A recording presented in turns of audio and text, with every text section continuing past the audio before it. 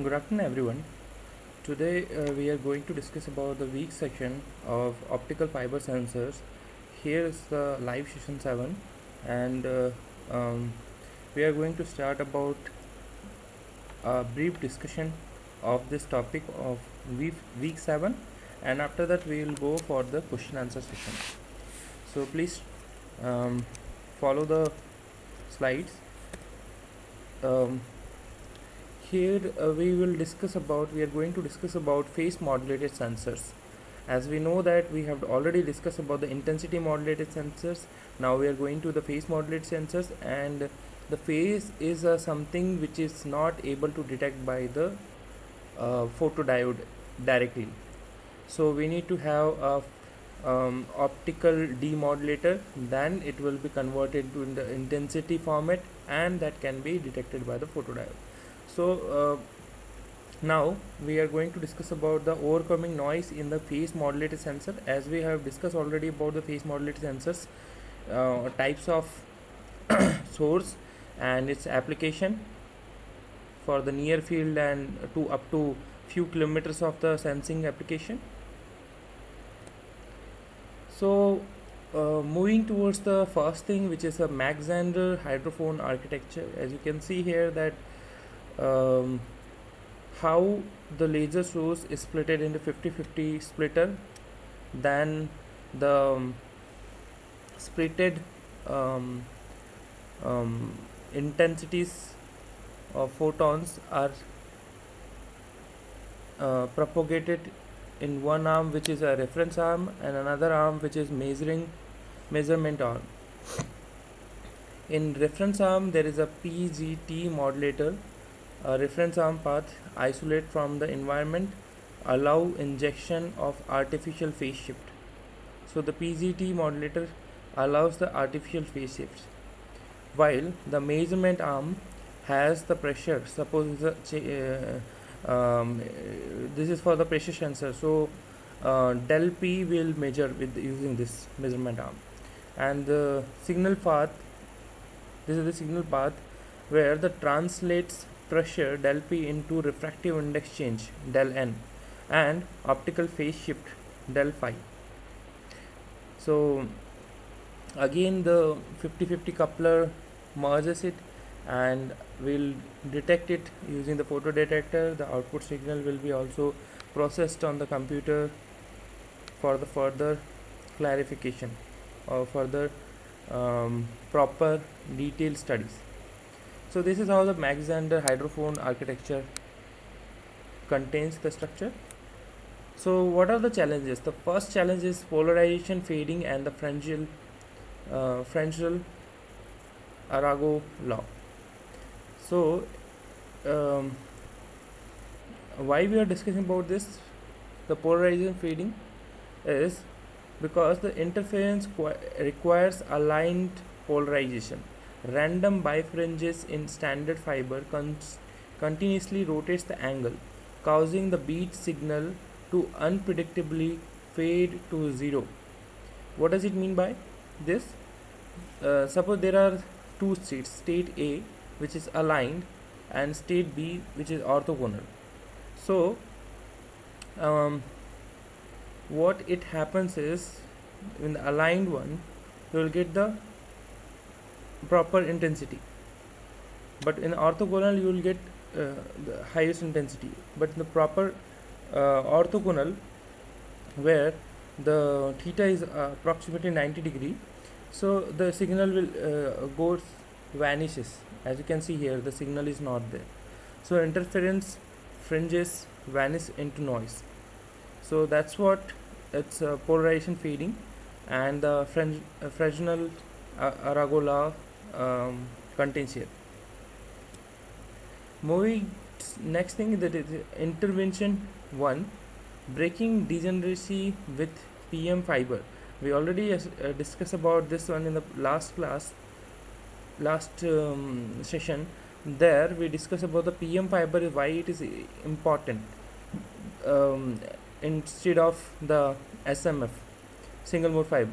So SMF, there will be a property which is called a beta odd is equal to beta even, and because of that it also allows the random polarization evolution and high crosstalk. But if you talk about the polarization maintaining fiber, what happens is beta odd and beta even won't be the similar, and because of that linear polarization retained zero crosstalk. You can see here.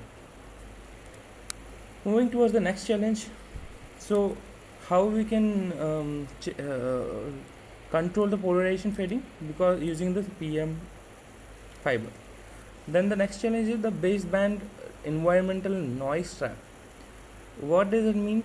So what is happening is like you will be having so much noise, 1 by f noise, because of the temperature, strain, low frequency drift, and your target acoustic signal is buried inside that.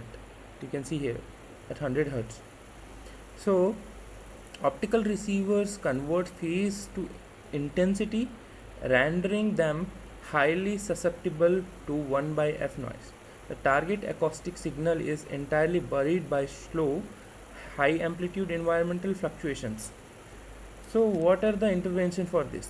To have the intervention for this, which is intervention to evading 1 by f noise via phase generated carrier.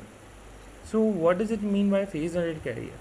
So you need to use the PZT modulator, where by aggressive modulating of reference arm by a high carrier frequency, we shift the measurement window far outside 1 by f noise region. So that's why if we use this PGC, and using that, what we can do is we can use the high carrier frequency, like FC is buried here. We can use 2FC or 3FC, FC or 2FC. So it will be having the target acoustic signal sideband cleanly extracted from 1 by f noise trap. Moving towards the next thing, the mathematics of PGC Basel function expansion. So for that, what we need is cosine of a cosine yields a Basel expansion. You can see here the acoustic phase information phi t is split. Odd harmonics carry the sign of the phase, and even harmonic carry the cosine. So odd harmonics and even harmonics, and that's how we are getting that 2FC, 4FC, 6FC even harmonics, and odd harmonics with the sign harmonics with the sign FC, 2FC, 3FC, FC, 3FC, 5FC, and extra. So extracting the signal, the DCM mathematical logic. So how we are extracting the signal? So for that, we are using the DCM leverages fundamental trigonometric identities to strip away the carrier amplitude, yielding the pure time derivative of the acoustic phase shift. So step 1 is inputs: A sin phi t, B cos phi t, which is further given as a time derivative, which is written as step 2, time derivative of d by dt. So A cos phi t d by dt, d phi by dt, and minus B sin phi t d by dt. Next step is the crosstalk multiplication and subtraction. So what we'll do, the multiplication of crosstalks, and it will come like sin square phi t d phi by dt plus cos square phi t d by dt. So this is our cross multiply subtract. And as we know that according to the trigonometric rule, sin squared x plus sin cos square s is equal to 1. So here the output is d by dt, because this and this, if you are taking separate, it will be 1, which is an identity, and that's why the output will be d phi by dt. That's why the DCM mathematical logics work. And further, the DCM digital signal processing block diagram has been shown here, in that an elegant continuous flow that continuously extracts linear phase shifts independent of environmental drift. So input 1 is given from here, which is FC, and input 2 is given from here, which is 2FC, which is one is odd component, another is even component. Then the splitters used for the 50-50 splitting, and then differentiator has been um, um,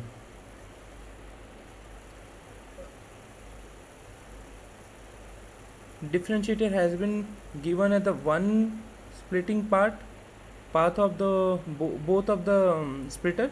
Then another one is used for the crosstalk, where this is the x in capital square bracket we have given. Then all this will combine at the subtractor, and then after that the integrator used to acquire the data, and we are getting the output as phi t. Similarly, the PGC optimization also requires. So for that, the basal interactions and noise balancing is one of the key challenge. So how we can deal with the basal interactions and noise balancing? So for that, optical modulation depth phi c is logged at basal crossing point of for voltage immunity. Laser input laser power I naught is strictly calibrated to balance dot and thermal noise flow. So you can see here that the basal stability curve, and the second one is the receiver noise balancing. So in the basal stability curve, there is a plot between the phi c and amplitude. You can see that how the J1 and J2 is having little bit mismatch, but it's almost balancing each other to get the proper optimization of phi. Similarly, for the noise receiver noise balancing, where that the balancing has to be should be done between the short noise and thermal noise. So it's mentioned this side short noise and the thermal noise, it should be in the middle of that. So I not optical intensity I not optimally balance for the maximum SNR. Okay, just let me check summary.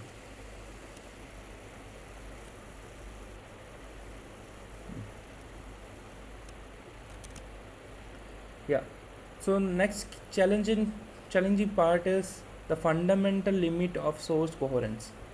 Even with perfect PM fiber and optimal PGC isolation, the ultimate minimum detectable limit is constrained by the laser's fundamental emission frequency functions. Frequency uncertainties inherently generates phase uncertainty.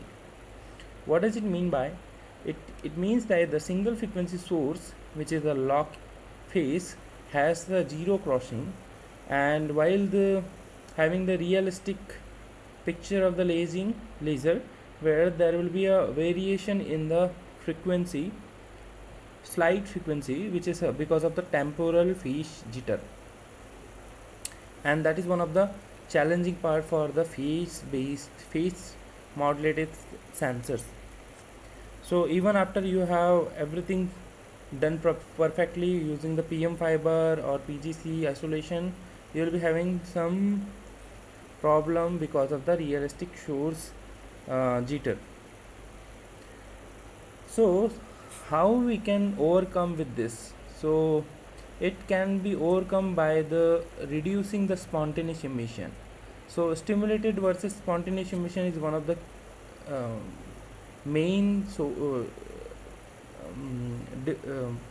problem has to be um, seen. So for that, a laser relies on cloned stimulated emission. Spontaneous emission is an inevitable byproduct, injecting photons with randomized phases into the beam path. So first is the ground state energy, second is the E1, E2, it's mentioned here. So the triggered photon generates two photons, which is locked phase clone photons. But there are some problem with the path if it is having the path B. So because of that, randomized photon trajectory also can be possible. So the path A generates the coherent stimulated emission, but path B has the spontaneous emission as well. So because of that, the quantifying phase jitter, we need to deal with the spontaneous phase jitter due to the spontaneous emission. So spontaneous photon act as an independent random variable uniformly distributed from 0 to 2 pi. As they accumulate, they create persistent geometric jitter around the true phase. So you can see here that how the perfectly jittering is happening in the spontaneous photons variance, and del theta is mentioned. So this variation equation is del theta square is equal to n by 2n bar, where n bar is the imaginary number. So how we can intervent this kind of problem? So suppressing the jittering of laser with a high Q cavity can be possible. So high finished cavity utilizes high reflective mirrors to radically extend photon lifetime, tau ph. This mathematically forces the gain medium towards the stimulated emission, suppressing the spontaneous noise fraction. High reflective mirror 1, then high reflective mirror 2. You need to keep two things as shown in the schematic. So if you have the high reflective mirror, so because of the back and forth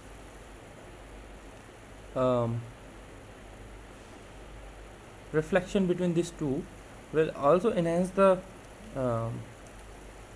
stimulated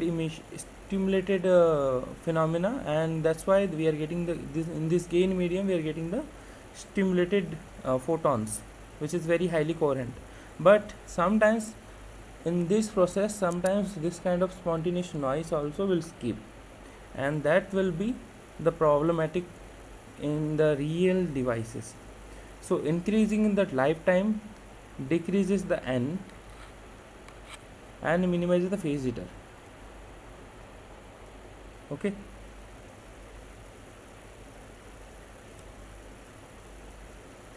Now what about the next thing, that is the fully optimized sensor architecture.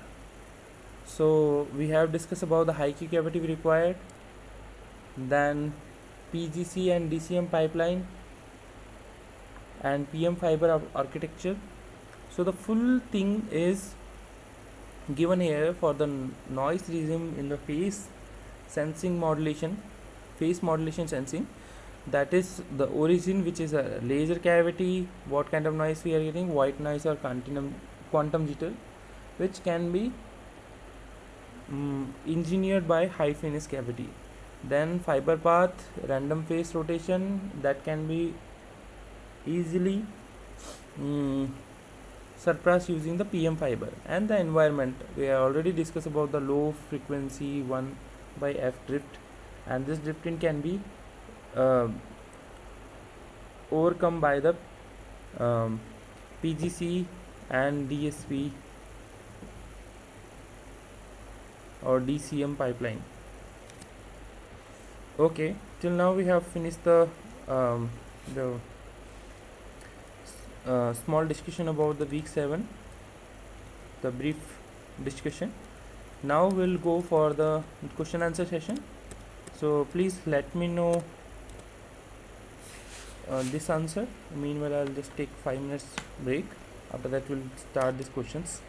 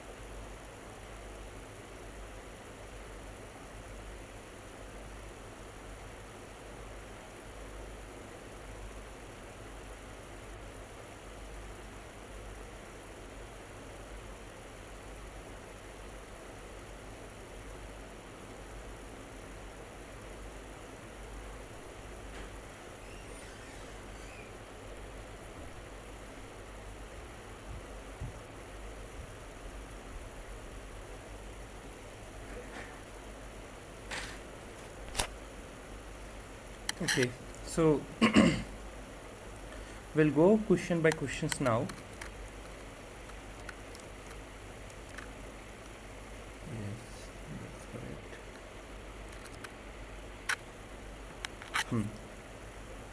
So the first question is, according to the Fresnel Arago law discussed in the lectures, what occurs when two interfering beams in a phase modulated sensor have orthogonal polarized state?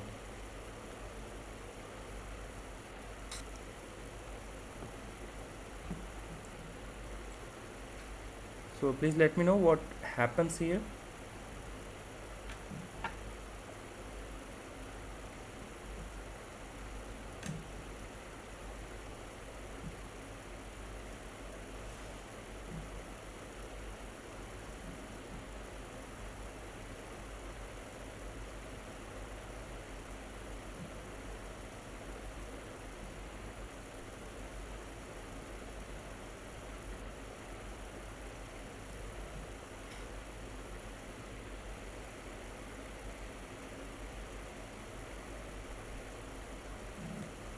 So the correct answer is, we'll just see, look into it.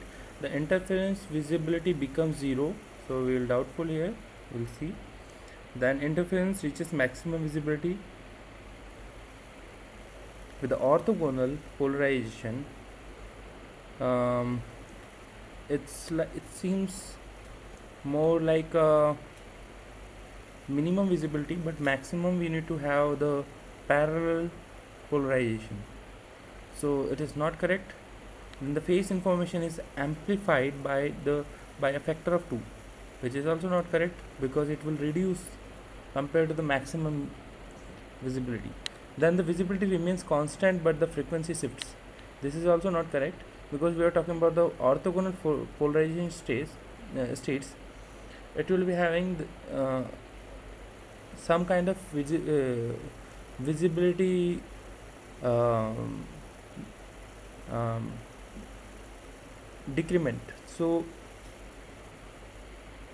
this is the correct answer if we talk about the orthogonal polarization state where the interference visibility becomes zero. So we have already discussed about this one. uh, yeah, here. So you can see that the state B and state A, if it is aligned, it's a parallel, then it will be having the intensity maximum. But if it is not aligned, it's orthogonal, then the intensity becomes vanished into noise. It's almost negligible. Moving towards the next question.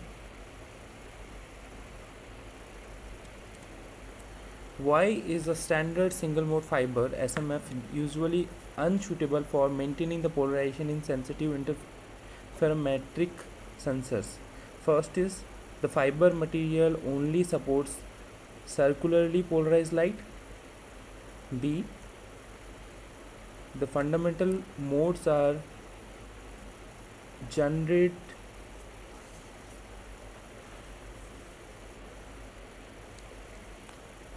allowing light to easily couple between orthogonal states. C is, the fiber core is perfectly circular, preventing any light coupling. And the last option is D, with attenuation.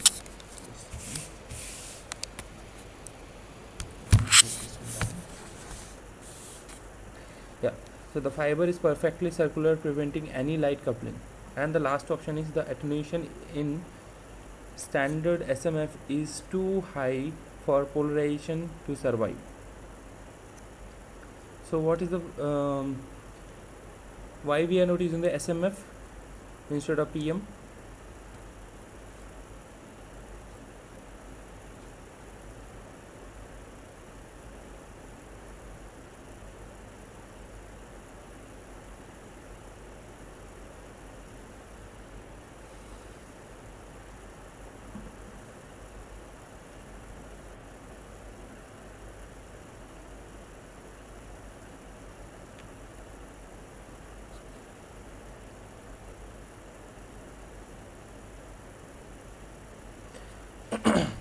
So option A says that fiber material only supports a circular polarized light. It's not true. Linear polarized also it supports. The fundamental mode are generates allowing light to easily couple between orthogonal states. This is also not true. It will allow also to couple um, parallel states. Then the fiber core is perfectly circular, preventing any light coupling. This can be possible. Let's see the option D. The attenuation in standard SMF is too high for polarization to survive. It's not like that, but the polarization also will be having um, problem because of the um, scattering and other things. So this is also not correct. So the correct answer would be here. The fiber core is perfectly circular, which says that the preventing any light coupling, because from in this fiber, because it's a circular fiber. So what will happen that when the polarized light will propagate in this, the phase will go from one phase to one more to another. So that's why the beta, we already discussed about this, beta odd is equal to beta even for this. So that's why the fiber is not perfectly fitting for this polarization maintaining for the sensitive interferometric sensor. So we need to use the PM fiber.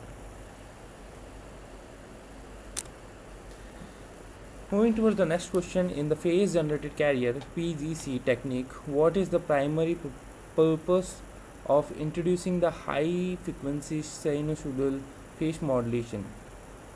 One is the 10 kHz to the reference arm,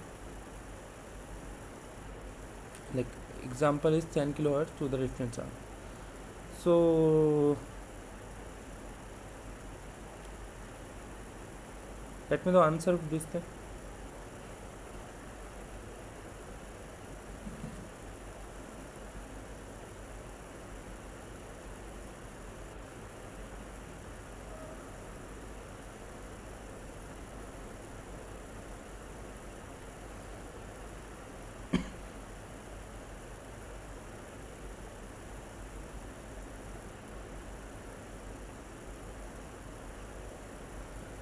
We already discussed of the PGC carrier technique.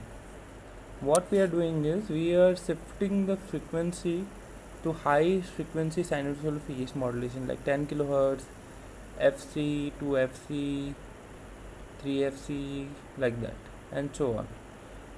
So why need to do these things? Is because usually the noise will be quite high at low frequency because of the thermal or environmental issues or electronic um, noise. So the first option says that to compensate for the high attenuation of the signal arm, which is not correct, because high attenuation of the signal arm, we don't need to compensate here.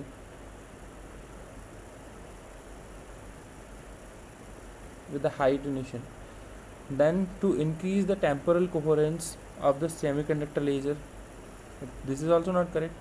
To temporal coherence we are using the high finesse laser. To shift the measurement away from the low frequency 1 by f noise, which is the correct answer, because we already discussed that if you have the noise at the low frequency 1 by f noise, if you take it away from this, so we can easily measure the phase modulation, or it can detect easily. To ensure the reference visibly by always exactly 0.1 0.5, so which is also not correct.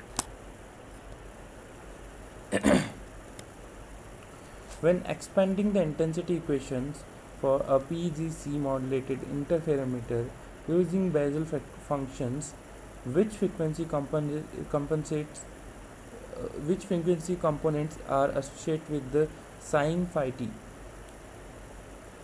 Option A is none. The sin phi t information is lost during the modulation. Option E, only the fundamental carrier frequency Fc. Option C, all odd integral harmonic of the carrier frequency Fc, 3Fc.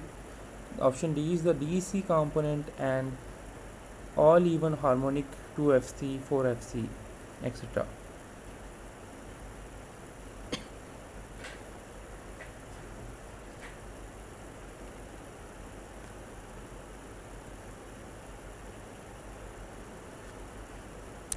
So the sine term is mostly associated with the odd carrier frequency. So the all odd integral harmonics is associated with the sine phi term.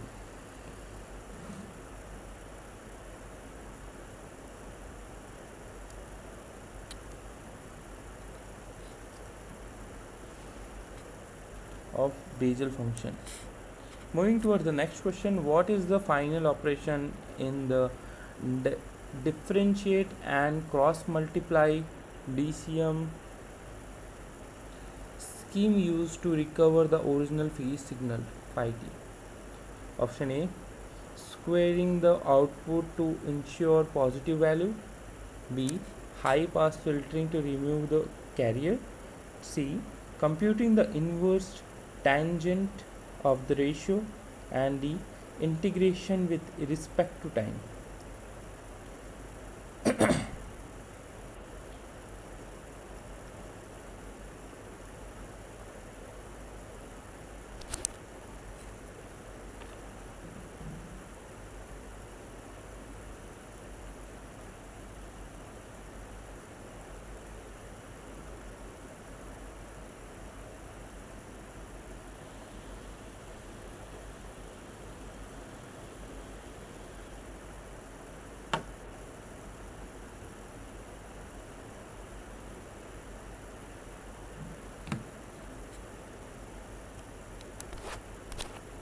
As we discussed in the um,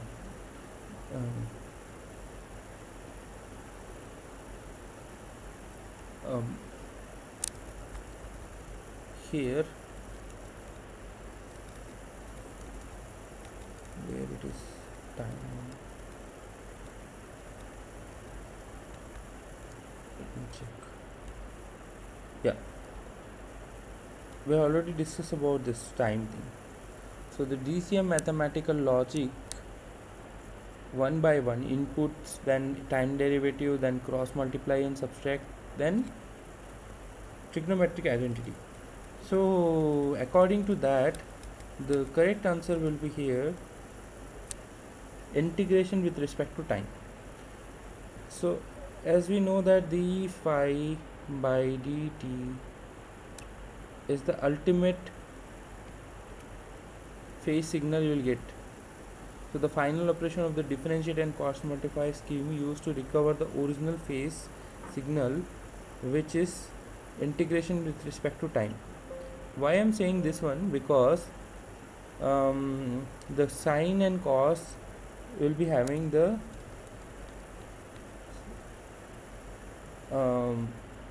this particular equation, and it will be an identity. So that's why the output will come as a d phi by dt, and that's why it's a straightforward answer is integration with respect to time, where option A is not correct, squaring the output to ensure positive value, high pass filtering to remove the carrier, computing the inverse tangent of the ratio, these are not correct. Now the next question is, in the context of optimizing a PGC sensor, why are crossover points of the Basel function J1 phi c and J2 phi c chosen as bias points? So option A is to maximize the soft noise at the receiver. Option B, to make the extracted phase less sensitive to small fluctuations in the carrier modulation depth phi c. C, to ensure the signal is always in the destructive interference regime.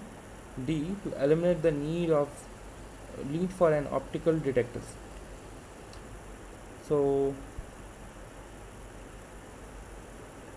why do we need to use this crossover point for these two?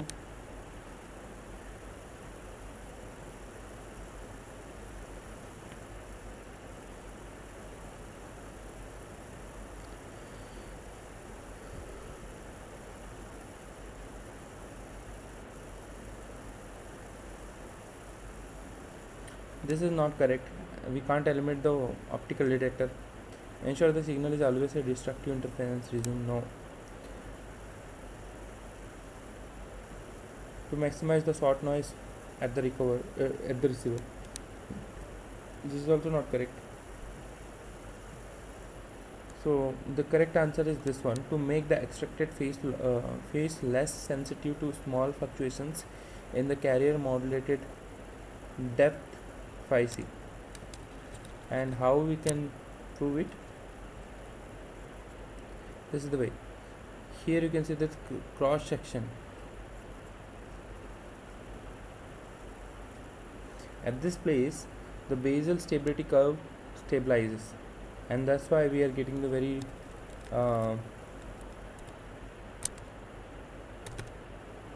small, less sensitive to extractor phase to small fluctuations. Okay, so that's why this basal function is very important for the like for the carrier modulation depth. Moving towards the next thing, which is according to the lectures, what is the fundamental limiting factor for the minimum detectable phase change in a high quality phase modulated sensor?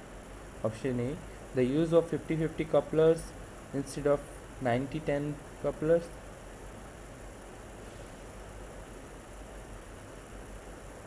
Option B, the physical depth of the optical fiber used.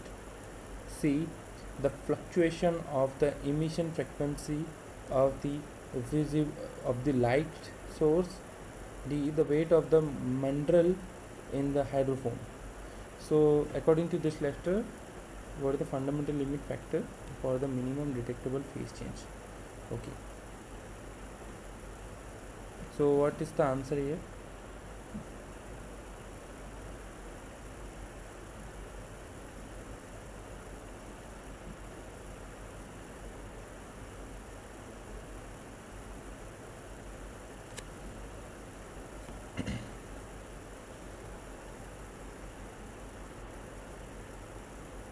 To detect minimum detectable phase change, what we need to use, we don't have to worry about this 50-50 coupler instead of 90-10 coupler. We need to use 50-50 coupler only. The physical length of the fiber optical fiber used, this is also not relatable to this with the minimum detectable phase change.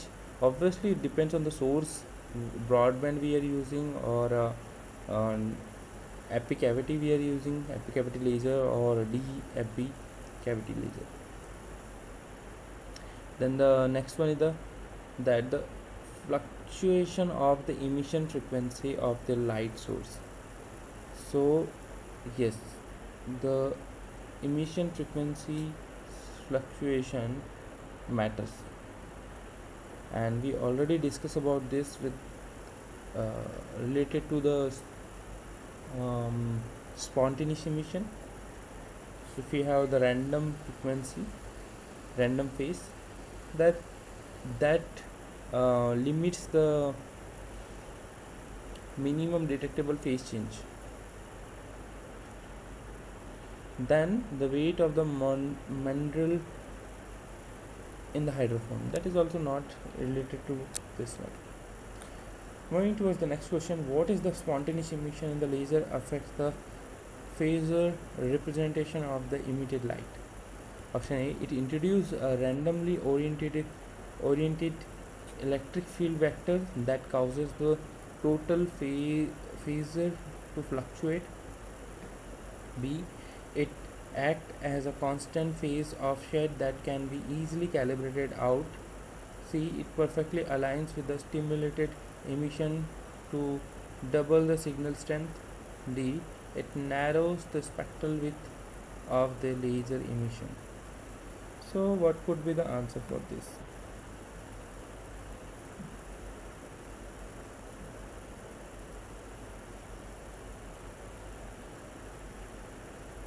So the correct answer here, because of the laser effect or the emitted light, it introduces a randomly oriented electric field that causes the total phasor to fluctuate, and this is the correct option, because we are talking about the spontaneous emission, and that is the only reason we need to avoid it. It acts as a constant phase offset, can be easily calibrated out. No, it can't be calibrated out. It is also problematic for the minimum detectable limit. It perfectly aligns with the stimulated emission to double the signal strength. This is not correct. It's worsening the case. It is not improving anything. It narrows the spectral width of the laser emission. Obviously not. The spontaneous emission and the stimulated emission has way difference. Stimulated emission has the coherency, and that's why the because of the phase, same phase, it is having the spectral width narrower, but the spontaneous emission has the random photons, which increases the full width half maximum. Which cavity design parameters should be increased to reduce the phase uncertainty del del theta caused by spontaneous emission? So the receiver bandwidth, the non-radiative relaxation rate, the average photon lifetime in the cavity, the spontaneous emission factor mu. So the del theta is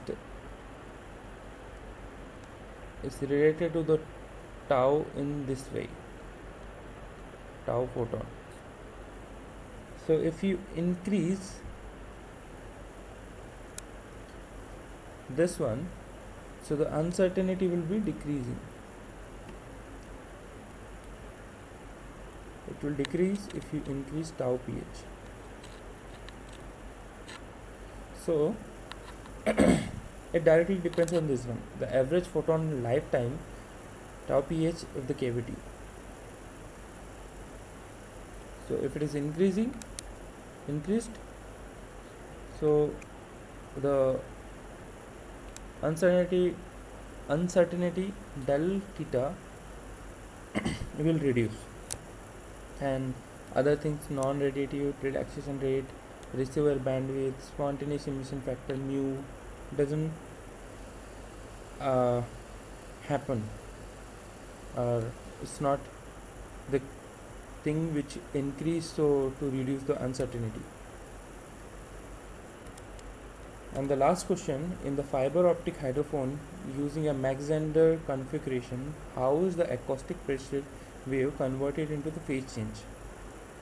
By increasing the temperature of the fiber cause acoustic friction through the strain optic coefficient, changing the refractive index of the fiber, by periodically breaking the fiber to create a variable air gap, by changing the frequency of the laser source directly. So we're talking about this one.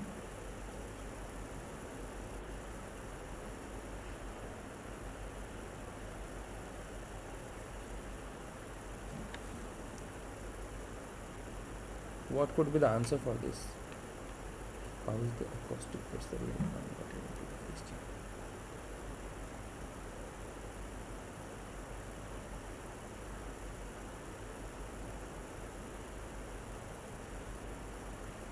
Obviously this is not correct. We are not breaking the fiber. By changing the frequency of the laser source directly, this is also not feasible. By increasing the temperature of the fiber by acoustic friction, we are using as a pressure and changing the temperature through the strain optic coefficient, changing the refractive index of the fiber This is the correct one. Because of the strain optic coefficient, we are changing the refractive index. So the temperature is not playing the role here, and we are getting directly option.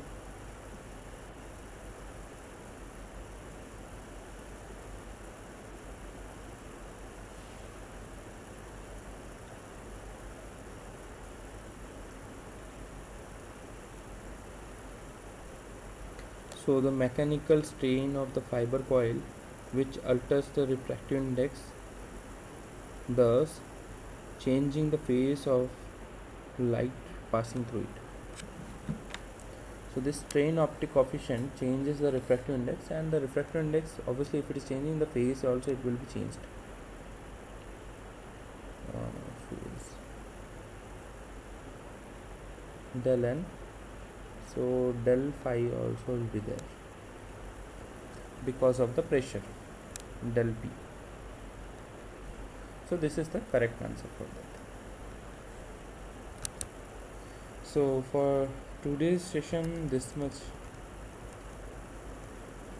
many things we have discussed. Still, if you have doubts, you can ask. You can also write in the discussion forum.